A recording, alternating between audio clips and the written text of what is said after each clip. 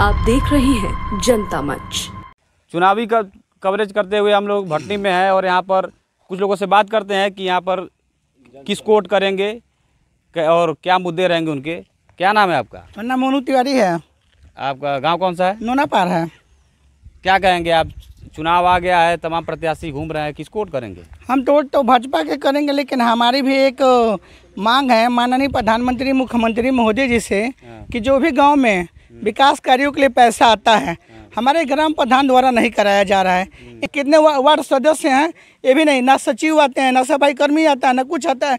यही हमारे गांव के देव कुल्य मणिनाथ बाबा हैं, यही डी बाबा हैं, यही कूड़ेदान बन रहा है। मोदी जी योगी जी कहते हैं कि जहाँ मंदिर रहता है, जहाँ ये होता है, वहाँ कूड़ेदान नहीं बनता है, लेकिन आप लोग सामने देखिए यही मंदिर है और यही कूड़ेदान बन रहा है।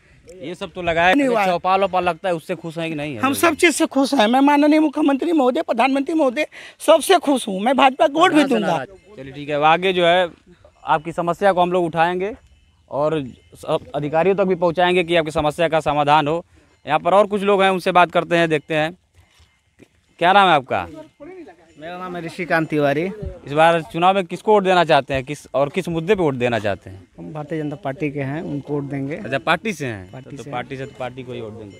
और भी यहाँ पे कई लोग हैं। यहाँ पर एक युवा खड़े हैं। क्या नाम बाबू? श्रेयांश कुमार तिवारी। अच्छा, तिवारी जी हाइट तो बड़ी लंबी, आर्मी की तैयारी करते हैं क्या? नहीं, अभी तो 12th एग्जाम देना है मुझे। अच्छा, क्या पढ़ाई करते हैं? 12th क्लास में हूँ, अभी साइंस स्ट्रीम से हूँ, अभी देना है एग्जाम। तो उसमें आपका नाम है? अभी इस बार नहीं है। नहीं, अगर होता तो किसको करते? मैं अगर होता तो मैं बीजेपी को नहीं करता, मैं दूसरे किसी पार्टी को चूज करता। बीजेपी को छोड़ किसी को? क्या बीजेपी से क्या नाराजगी है भाई? बीजेपी से ये है कि बीजेपी के आने के बाद कास्ट नकल रोक दिया गया, न पेपर लीक होना रोक दिया गया, जो बोर्ड की परीक्षा होती है तमाम तो हो रहा है। ऊपर से नहीं जो इतना ज़्यादा हो रहा है बीजेपी की पार्टी में। आप देख सकते हैं, आप लोग राम मंदिर बनाएंगे बहुत अच्छी बात है, पर राम मंदिर के नाम पे वोट मांगा जा रहा है बहुत ज़्यादा। है बीजेपी जो बनाया है तो उस पर तो वोट मांगेगा। क्यों बीजेपी कहाँ बनवाया ये बताइए? बीजेपी बनाया अभी, ये बताइए 22 जनवरी बीजेपी बनवाया नहीं, उसको ट्रस्ट बनवाया है। ट्रस्ट बनवाया गया। और ये बताइए इलेक्शन के पहले ही वो किया गया, अभी राम मंदिर बना ही नहीं, उसका वो कर दिया गया है। कई लोग साउथ इंडिया से कई लोग नहीं आए यहाँ पे, चारों जो मुख्य कहा जाता है वो भी लोग नहीं आए। नहीं तो जो विपक्ष है वो भी तो नहीं गया था, कांग्रेस वाले भी तो नहीं गए थे। मैं तो कह रहा मंदिर अभी बना नहीं तो प्राण प्रतिष्ठा कैसे हो गया, आप ये बताइए मुझे। जैसे आप नाराज हैं? मैं इस और भी कई सारे रीजन है। आप देख सकते हैं कि बीजेपी अपने किसी अपोजिशन पार्टी को खड़ा होने नहीं देता है। अपने सामने अभी दिल्ली में चीफ मिनिस्टर हैं अरविंद केजरीवाल को, उनको भी फिर उन पे आरोप लगा है। वो तो व्यक्तिगत मामला नहीं है, कोर्ट में मामला चल रहा है। आज तक पहले कभी हुआ नहीं है, तो कोर्ट के आदेश पे हुआ है, बिना कोई सा सबूत नहीं उनके पास। उसके बाद फिर चलिए, अच्छा ये बताइए आप ईडी आप जानते, ईडी का छापा क्यों करवा रहा है आप ये बताइए? जो भी उसका अपोजिशन पार्टी है उसमें कोई तो ईडी का कब्जा वही करिए पूरा सेंट्रल गवर्नमेंट। क्या नाम है आपका? नाम नीतीश तिवारी है मेरा। तो आप किसको सपोर्ट कर रहे हैं? मैं तो कट्टर बीजेपी हूँ। अच्छा जी। अभी केजरीवाल की बात कर रहे थे बाबू, आप अरे मैं दिल्ली का ही बासिंदा हूँ। मेरा वोट भी दिल्ली में ही है। तो ऐसा है कि जितने चोर हैं सब में मची हुई खलबली। ठीक है, कुछ चीज़ें ऐसी हैं जो जांच के दायरे में हैं। ठीक है, अभी प्रमाणित नहीं हुआ है, जांच चल रहा है उस पर। वही बात मैं भी कर रहा हूँ बाबू, इधर आप। दूध का धुला कोई नहीं है। ठीक है, केजरीवाल के ऊपर भी कई संगीन आरोप है जिसका जांच चल रहा है। और भाई ने जैसे बताया ईडी का, तो ईडी जो है अपने आप में इंडिपेंडेंट है, कोर्ट अपने आप में इंडिपेंडेंट है। जो लोग कहते हैं कि ईडी से छापा दिलवाया जा रहा है, कोर्ट से आपको ये करवाया जा रहा है, तो आपको पहले पता होना चाहिए कि दोनों बॉडी इंडिपेंडेंट है। इनका काम करने का अपना अलग तरीका है। ठीक है, तो जो स्वतंत्र है काम करने के लिए। बिल्कुल है, आप गलत होंगे आपके ऊपर भी होगा। जो ईडी में जो लोग मेंबर हैं वो बीजेपी के द्वारा उसमें रखा गया है। वहाँ पे 2 लोग साफ बताया जा रहा है कि वो बीजेपी पार्टी में। वो आपको ये किसने बताया, मतलब कि ईडी के अंदर बीजेपी के लोग हैं? खुद रिपोर्ट आया उसमें, कई सारे वेबसाइट्स हैं, डिफरेंस में आपको दिखा सकता हूं। आपको क्या लगता है कि केजरीवाल सही है? केजरीवाल सही नहीं, मैं ये मानता हूँ कि चीफ मिनिस्टर है वो दिल्ली के। एजेंसियों पर सवाल उठा रहे हैं कि एजेंसी गलत काम कर रही है, लेकिन वो तो कोर्ट के अंडर ट्रायल में है, उनका केस। ट्रायल तो अभी बिना कंफर्म किए उनको जेल में क्यों भेजा गया, आप मुझे बताइए। आम आदमी पार्टी के तो सारे लगभग जितने भी बड़े चेहरे हैं सारे जेल में हैं। आप मनीष सिसोदिया का ले लो, केजरीवाल का ले लो। अगर सब सही रहते तो सब छूट जाते। मनीष सिसोदिया क्यों नहीं छूट पा रहे हैं? पर ये बताइए कि केजरीवाल अगर केवल ईडी अपने मन से काम करती तो उनको बेल कहाँ मिल पाती है? अगर सरकार का दबाव रहता तो प्रचार करने के लिए उनको बेल मिला है ना, उस पर क्या कहेंगे आप?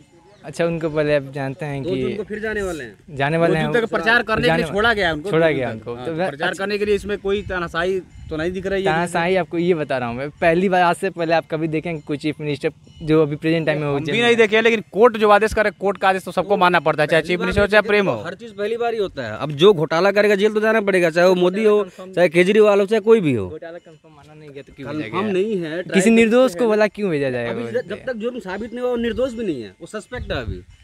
हाँ सस्पेक्ट है अभी, वो सस्पेक्ट है तो उसके ऊपर अभी केस चल रहा है, ट्रायल पे है। जिस दिन साबित हो जाएगा उस दिन अभी केस जो है वो ट्रायल पे चल रहा है, आरोप सिद्ध नहीं हुआ है और आरोप से बरी भी नहीं हुए, बात ये है। इस पे आपको लगता है कि ये भी जो गड़बड़ी है कुछ का ही? मुझे लगता है कि अच्छा ठीक है। और बताइए आप वोट किसको करेंगे? चलिए वो तो अलग मामला है, चुनावी मामला से अलग। आप वोट किसको करेंगे? वोट करना होता तो मैं भी कांग्रेस को ही करता है, क्योंकि मैं चाहता हूँ कि क्या बात अच्छी लगती है? अच्छी बात नहीं है, कोई देखिए कभी भी चुनाव होता है तो यही होता है कि किसी बुरे में या बहुत बुरे में होता है। किसके लिए वोट मैं करेंगे? तो कांग्रेस के करूँगा, क्योंकि एक ओपोजिशन पार्टी में एक बढ़िया स्ट्रॉन्ग पार्टी चाहिए होता है, डेमोक्रेसी बढ़िया बनाने के लिए।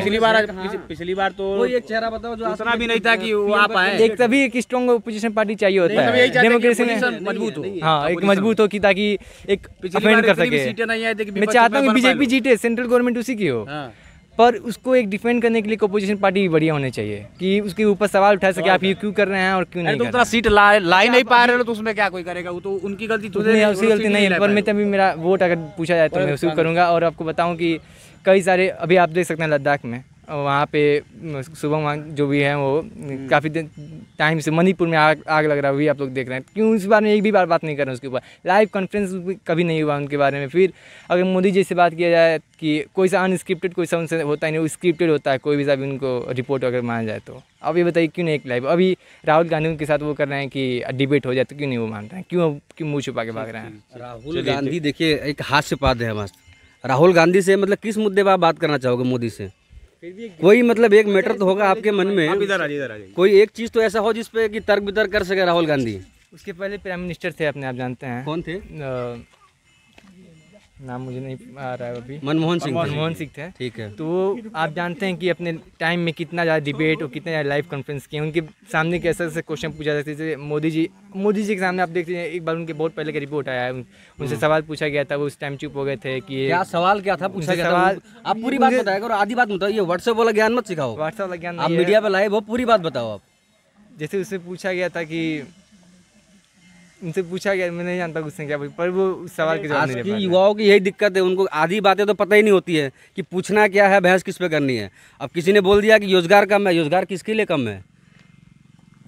चलिए ठीक है। तो आपने देखा इन लोगों का अपना अपना तर्क है, कोई बीजेपी को, कोई कांग्रेस को, कोई प्रधान से परेशान है, तो समस्याएं लगी रहती है। लेकिन फिलहाल इस गांव में काफ़ी विकास देखा गया, यहाँ के स्थानीय भी कह रहे हैं, और वोट जिसका जहां मन करे वो दे सकता है, क्योंकि उसके लिए स्वतंत्र है। आज के लिए इतना ही, बने रहिए हमारे साथ। नमस्कार। अभी तक आपने हमारे चैनल को सब्सक्राइब नहीं किया है तो दिए गए स्क्रीन पर हमारे जनता मंच चैनल को सब्सक्राइब करें और बेल बटन दबाना बिल्कुल न भूलें।